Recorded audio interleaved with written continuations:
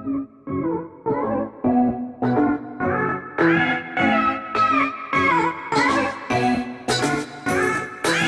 Guys, welcome to the channel. कैसे हो आप लोग? मैं उम्मीद करती हूँ आप लोग अच्छे से साउंड एंड शाइन कर रहे होंगे। सो गाइस, अभी आज मैं जा रही हूँ अपना लाइसेंस का एग्ज़ाम देने, मतलब जीवन का एग्ज़ाम देने। सो गाइस, कनाडा में लाइसेंस लेने के लिए आपको 3 स्टेजेस के एग्ज़ाम को क्लियर करना पड़ता है। 3 लेवल रहते हैं, G1, G2 और G। तो आज मैं ना इनिशियल लेवल जो है वो एग्ज़ाम देने जा रही हूँ, G1।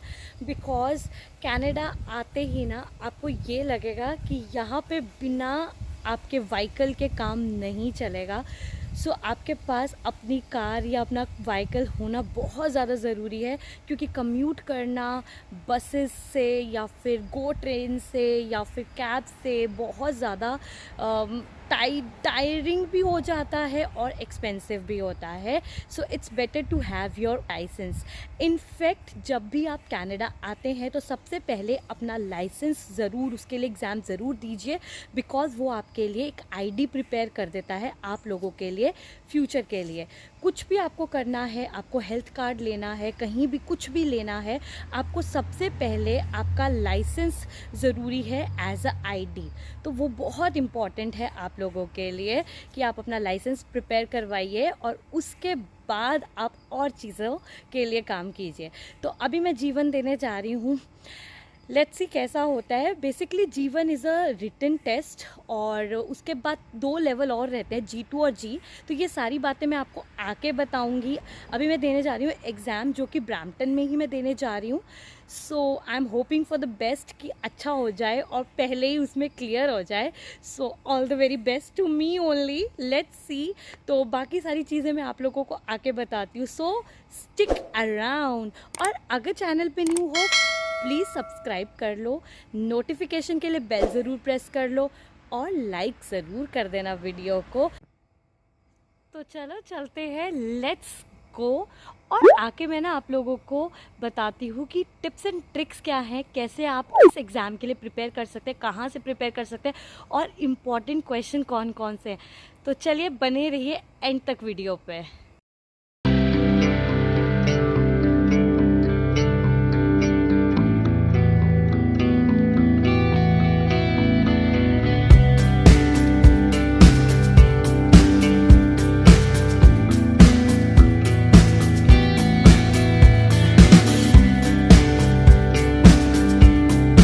मैं एग्ज़ाम दे के आ चुकी हूँ और अब मैं आप लोगों को बताऊंगी कि कौन कौन से लेवल्स रहते हैं इस एग्जामिनेशन के लिए और क्या क्या टिप्स एंड ट्रिक्स हैं इस एग्ज़ाम को क्लियर करने के लिए। तो जो भी टिप्स एंड ट्रिक्स मैं आपको दूंगी, आप प्लीज़ उनको इम्प्लीमेंट करना। डेफिनेटली 2 दिन के अंदर आप ये एग्ज़ाम क्लियर कर लोगे। कनाडा कोई भी आता है उसके लिए ये एग्ज़ाम बहुत इंपॉर्टेंट होता है, बिकॉज अपनी होम कंट्री से आप जब बाहर आते हैं तो सबको driving licence as an ID proof, जैसे मैंने आपको पहले बताया था, बहुत इंपॉर्टेंट रोल प्ले करता है। साथ में ड्राइविंग के लिए तो रोल प्ले करेगा ही करेगा। गाइस, इस एग्जाम को 3 लेवल्स में डिवाइड किया गया है। 1 is G1, G2 and G। सो जो G1 एग्जामिनेशन है वो सबसे पहला लेवल रहता है, जो कि एक रिटन टेस्ट का लेवल है। बेसिकली थ्योरेटिकल बेसिस पे वो एग्जामिनेशन रहता है। G2 उसके बाद होता है एंड फाइनल G रहता है। तो जो G2 और G होता है वो प्रैक्टिकल एग्जामिनेशन होता है। बेसिकली आपको रोड पे कार को ड्राइव करना होता है, उसमें आपको क्लासेस लेनी पड़ती हैं। 4 to 5 क्लासेस अराउंड रहती हैं अगर आपको ऑलरेडी ड्राइविंग आती है।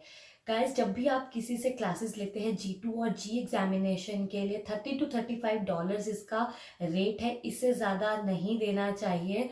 तो अभी हम बात करते हैं जीवन एग्जामिनेशन की, कि जीवन एग्जामिनेशन है क्या। सो जैसे मैंने आपको बताया कि थ्योरेटिकल एग्जामिनेशन है, ये अगेन 2 पार्ट्स में डिवाइड होता है। 1 इज द रोड्स रेगुलेशंस, क्या क्या रोड्स के रूल्स हैं, एंड सेकेंड रोड साइंस का होता है। दोनों पार्ट्स के अंदर 20 क्वेश्चंस आते हैं, जिसमें क्वालिफाइंग जो आपका पासिंग मार्क होता है वो 16। दैट मीन्स कि 16 आउट ऑफ 20 आपको ईच में लेना होता है। ये इसका एक क्राइटेरिया है। सबसे पहली टिप मैं आपको यही दूंगी कि जब भी आप अपना ड्राइविंग टेस्ट, जीवन ड्राइविंग टेस्ट देने जा रहे हैं, तो अपना डीएल एक्सट्रैक्ट जरूर लेकर जाएं। जो भी एक्सट्रैक्ट आपने अपनी कंट्री से बनवाया है, और उस एक्सट्रैक्ट में ज़रूर इस चीज़ को ध्यान रखिए कि आपका जो एड्रेस है, date of issue of the licence है, या एक्सपायरी डेट है, या उसकी प्रॉपर स्टैंपिंग हुई है, प्रॉपरली वो अथॉरिटी से, आरटीओ ऑफिस से साइंड है या नहीं है। ये चीज़ें आपको ध्यान रखनी पड़ेंगी। अगर इस पे एक भी गलती होती है तो वो आपका लाइसेंस बिल्कुल भी कंसीडर नहीं करेंगे। सो ये जो डीएल एक्सट्रैक्ट है इसको आप डाउनलोड कर सकते हैं परिवहन वेबसाइट से, मैं उसका लिंक डिस्क्रिप्शन में डाल दूंगी। और साथ ही साथ आप या तो जब कनाडा मूव करते हैं तो अपने आरटीओ ऑफिस से अपने आप एक्सट्रैक्ट बनवा के लेकर आ सकते हैं। अब बात करते हैं कि जीवन एग्जामिनेशन जब हम देने जाते हैं तो हमें क्या क्या करना पड़ता है। तो जब भी आप ड्राइविंग टेस्ट एग्जामिनेशन देने जाते हैं सबसे पहले आपको लाइन अप, इसके लिए कोई अपॉइंटमेंट्स की रिक्वायरमेंट नहीं होती है गाइस। इनफैक्ट अभी पेंडेमिक के टाइम पे भी कोई अपॉइंटमेंट की रिक्वायरमेंट नहीं है। इनफैक्ट लाइंस बहुत छोटी हैं। साथ ही साथ कोशिश करिए आप कि ऐसे टाइम पे जाएं जब आपको लगे कि क्राउड कम होएगा। अगर आप सैटरडे संडे वीकेंड्स पे जाएंगे तो मैक्सिमम क्राउड रहता है, लाइंस बड़ी रहेंगी। तो वीकडेज पे जाना प्रेफर कीजिए। जैसे कि मैं 2:30 के अराउंड गई थी तो बिल्कुल भी लाइंस ज़्यादा बड़ी नहीं थी, बिल्कुल आराम से नंबर जल्दी पड़ गया था। तो आपको सबसे पहले जब जाना है अपने एग्जामिनेशन देने तो आपको पहले लाइनअप होना पड़ेगा। लाइनअप होने के बाद आपको जो सिक्योरिटी में बाहर ऑफिसर रहते हैं वो आपको एक टोकन नंबर देंगे। उस टोकन नंबर के मिलने के बाद आप अंदर प्रीमिसेस में एंटर करेंगे। जब आप प्रीमिसेस में एंटर करेंगे वहाँ पे मल्टीपल काउंटर्स आपको दिखाई देंगे, अराउंड 12 to 13 काउंटर्स वहाँ पे रहते हैं जिसमें आपका टोकन नंबर जो है वो अनाउंस किया जाता है। बड़ी बड़ी स्क्रीन्स लगी हुई हैं तो वहाँ पे आपका नंबर जो है वो रिफ्लेक्ट हो जाता है। आपको वो नंबर देखकर उसी काउंटर पे जाना है। जब आप काउंटर पे जाएंगे तो सबसे पहले वो आपकी आईडी प्रूफ मांगेंगे, तो आपको उसमें अपना लाइसेंस शो करना है। सेकंड आपको अपना पासपोर्ट शो करना है और थर्ड आपको उसमें अपना एक्सट्रैक्ट शो करना है। तो ये चीज़ें आपको शो करनी है।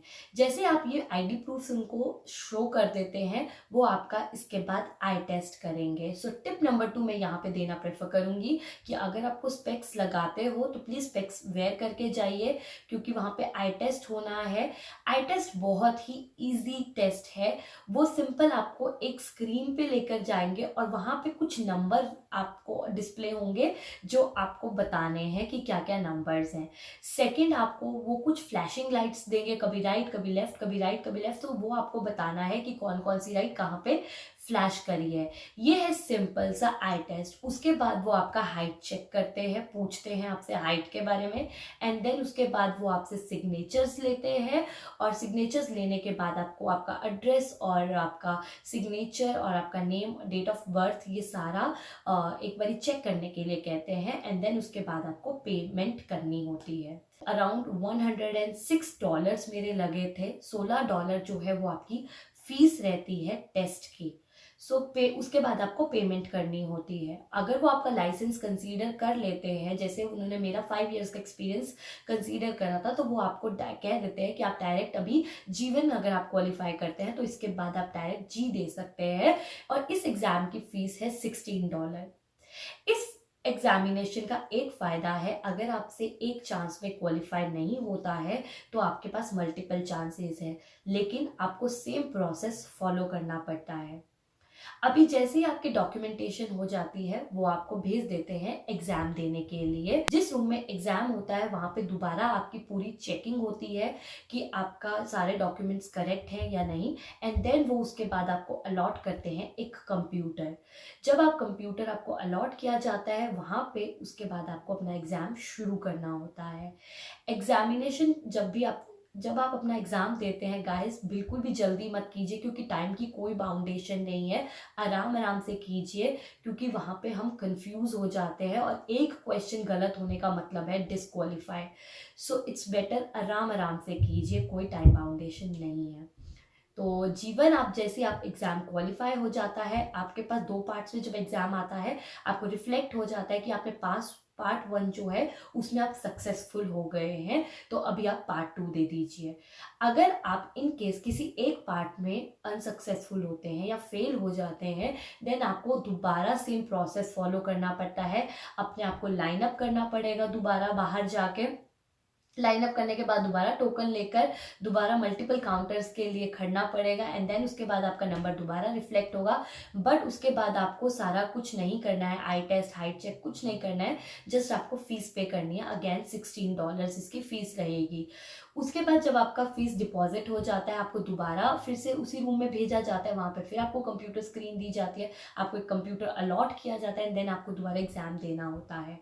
So once you have clear your examination, जैसे ही आपका पास हो जाता है, वो आपको एक कंसेंट पेपर देते हैं। इस तरह का एक कंसेंट पेपर रहता है, वो इस तरह का कंसेंट पेपर आपको देंगे जिसमें आपका एड्रेस, आपका नेम, आपके सिग्नेचर्स और आपका लाइसेंस नंबर रहता है, issue and expiry date and date of birth, ये सारा चीज़ें इसमें रहती हैं। तो इस तरह का कंसेंट पेपर आपको दिया जाएगा। बता दिया जाता है कि आपका जो लाइसेंस है वो विदिन 2 और 3 वीक्स में आपके मेलिंग एड्रेस पे पहुंचा दिया जाएगा। अब हम बात करते हैं इसकी प्रिपरेशन कहाँ से की जाए। तो गाइस, प्ले स्टोर पे बहुत सारी ऐप्स हैं इसको के लिए प्रिपेयर करने के लिए, जो कि मैं स्क्रीनशॉट पे लगा दूंगी तो आप देख सकते हैं। साथ ही साथ एक अपना टोरंटो करके भी लिंक है जो मैं आप लोगों के साथ शेयर कर दूंगी, तो आप वहाँ से भी देख सकते हैं। और एक इनका अपना ओंटारियो का, ड्राइविंग ओंटारियो का एक हैंडबुक है, जहाँ से आपको मैक्सिमम, अगर आप ये 2-3 जगह से क्वेश्चन पढ़ के चले जाएंगे तो आपका एग्जाम डेफिनेटली क्लियर हो जाएगा, बिकॉज सारे क्वेश्चंस इसी में से आते हैं। कभी ये हो जाता है कि ऑप्शन 1-2 ऊपर नीचे हो जाता है, अदरवाइज सारा पेपर इन्हीं में से आता है। तो अगर आप इनको अच्छे से लर्न करके पढ़कर चले जाओगे तो आपका एग्जाम 2 दिन बहुत है आप लोगों के लिए इस एग्जाम को क्लियर करने के लिए। तो अब हम बात करते हैं G2 एग्जामिनेशन की। तो जैसे ही आप G1 क्लियर कर लेते हो और इन केस आप जैसे इंडिया से आए हो और आपका लाइसेंस यहाँ पे कंसीडर नहीं किया, जैसे कि मेरे हस्बैंड के साथ हुआ था, उनका लाइसेंस कंसीडर नहीं किया गया था, तो उन्होंने G1 क्लियर कर लिया था, उसके बाद उनको 8 मंथ्स का वेट करना पड़ा था G2 के लिए। तो अभी जब वो गए थे तो इस बार ही उन्होंने उनका लाइसेंस कंसीडर कर लिया और उनको कहा कि आप G डायरेक्ट दे सकते हैं। अदरवाइज अगर आप G1 देते हैं और आपका लाइसेंस कंसीडर नहीं किया जाता है तो आपको 8 मंथ्स का वेट करना पड़ता है G2 के लिए, एंड G2 के बाद आपको G देने के लिए अगेन 1 ईयर का वेट करना पड़ता है।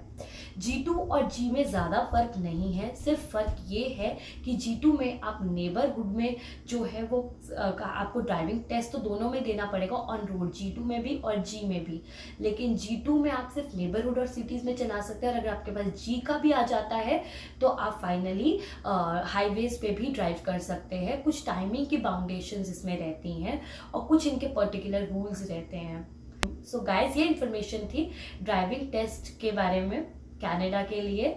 सो अगर ये इन्फॉर्मेशन आपके लिए यूजफुल रही है या हेल्पफुल रही है तो प्लीज़ वीडियो को लाइक ज़रूर कर देना। अगर चैनल पे न्यू है प्लीज़ कंसीडर मी सब्सक्राइबिंग, क्योंकि कनाडा से रिलेटेड बहुत सारी वीडियोस आती रहती हैं।